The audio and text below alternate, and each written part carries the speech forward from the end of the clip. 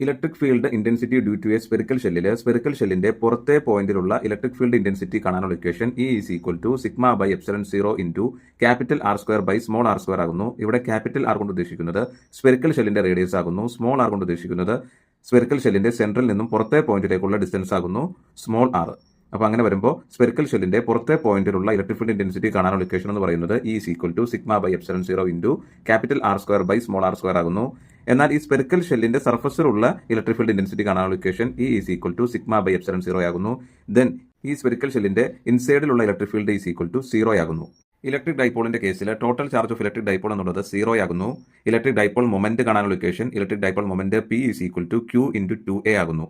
Q എന്ന് പറയുന്നത് ആ ഡൈപോളിന്റെ വൺ ഓഫ് ദി ചാർജ് ആകുന്നു. വൺ ഓഫ് ദി ചാർജിന്റെ മാഗ്നിറ്റ്യൂഡ് ആകുന്നു. 2A എന്നത് ആ ഡൈപോളിന്റെ സെപ്പറേറ്റഡ് ലെങ്ത് ആകുന്നു. ഡൈപോൾ മൊമെന്റിന്റെ യൂണിറ്റ് എന്ന് പറയുന്നത് കൂളോം മീറ്റർ ആണ്.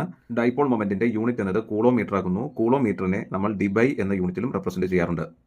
1 debye is equal to 3.335 into 10⁻³ coulomb metre ആകുന്നു. ഇലക്ട്രിക് ഡൈപോളിന്റെ ഡയറക്ഷൻ എടുക്കുന്നത് നെഗറ്റീവ് ടു പോസിറ്റീവ് ആകുന്നു. നെഗറ്റീവ് ടു പോസിറ്റീവ് ഡയറക്ഷനിലാണ് ഇലക്ട്രിക് ഡൈപോളിന്റെ ഡയറക്ഷൻ നമ്മൾ എടുക്കുന്നത്. ദെൻ നമുക്ക് പഠിക്കാനുള്ളത് polar molecule, non polar molecule ഇവയുടെ എക്സാമ്പിൾസ് ആകുന്നു. പോളാർ മോളിക്യൂൾസിന്റെ എക്സാമ്പിൾസ് ആകുന്നു HCl, H2O, NH3. Non polar മോളിക്യൂൾസിന്റെ എക്സാമ്പിൾസ് ആകുന്നു O2, N2, CO2, CH4. ഇലക്ട്രോസ്റ്റാറ്റിക്സിൽ ചാർജ് സർഫസ് എന്നത് ഇക്വിപൊട്ടൻഷ്യൽ സർഫസ് ആയിരിക്കും.